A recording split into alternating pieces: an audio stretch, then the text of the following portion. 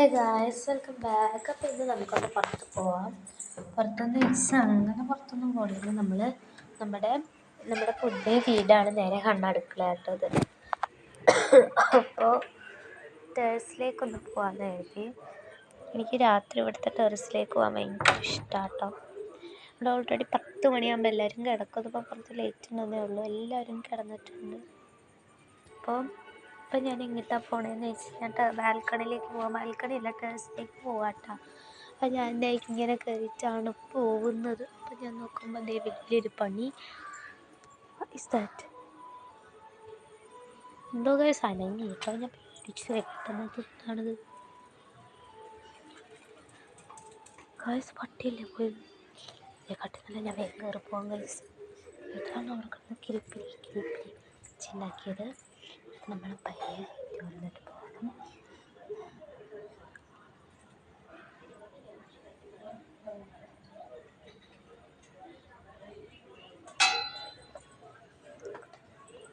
Guys, നമ്മളങ്ങനെ മുകളിലൊക്കെ എത്തി. ഇതാണ് നമ്മുടെ മുകളിലത്തെ വ്യൂ. അത് പഠനമുറിയാട്ടോ വീട്ടിൽ. ഇത് ഇവിടെ കുറേ പഠനമുറികളുണ്ട്. നേരെ കാണുമ്പോൾ ചന്ദ്രനെ കാണാൻ പറ്റും.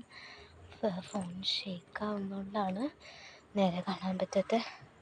ഇവിടുന്ന് നല്ല വ്യൂ ആണ് നമ്മുടെ കണ്ണുകൊണ്ട് കാണുമ്പോൾ. പക്ഷേ ഫോണിൽ കാണുമ്പോൾ അത്ര വ്യൂ ഇല്ല എന്നുള്ളത്. ഈ വീട് കണ്ടോ, ഭയങ്കര വലിയ വീടാട്ടത് എന്താ. പക്ഷെ ആ വീട്ടിലൊരു ആൻറ്റി മാത്രമേ ഉള്ളൂ. ഭയങ്കര വലിയ വീടാണിത്. ഇവിടെ ഒരു വലിയ പറമ്പുണ്ട്. ഇവിടെയാണ് എല്ലാവരും വേസ്റ്റൊക്കെ കളയുന്നത്. ഇവിടെ പഠനമുറി വെക്കാനാണോ എന്നൊരു ഡൗട്ടുണ്ട്. വെക്കുമ്പോൾ തോന്നുന്നു. അപ്പം ഇങ്ങനെയാട്ടോ കാണുന്നത്.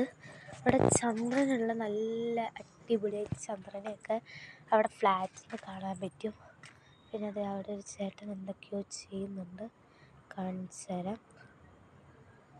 എന്തൊക്കെയോ ചെയ്യുന്നുണ്ട്. കണ്ടോന്നൊരു ഡൗട്ട്. കാണരുത് ഗൈസ്, കമോൺ. ആ വീട്ടിലൊന്ന് പർപ്പിൾ കളറിലെ ലൈറ്റ് ഞാനിപ്പോൾ കണ്ട ഇവിടെ നോക്കിയാൽ അടിപൊളി വ്യൂ ആണ് കേട്ടോ. രാവിലെ നോക്കിയാൽ അന്നൊരു വണ്ടി പോണു. അപ്പം ഞങ്ങളുടെ ഇവിടെ ഒരു ഇങ്ങനെ ഇരിക്കുന്ന സ്ഥലമാണ്. ഇവിടുത്തെ താഴോട്ട് നോക്കിയാൽ ഇങ്ങനെ ഇരിക്കും. ഇവിടെ നക്ഷത്രങ്ങളും ചന്ദ്രനും എല്ലാവരും ഉണ്ട്. ഇവിടെ ഒരു ഇതേതൊക്കെയായിരിക്കും. ഇവിടെ ഒരു വഴിയുണ്ട്. ഇങ്ങനെ ഇവിടുത്തെ ശരിക്കും വീട് കാണാൻ പറ്റുന്നുണ്ടല്ലേ.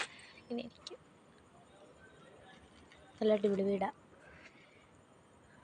ലൈറ്റൊക്കെ ഇട്ട അടിപൊളി വീടാണ്.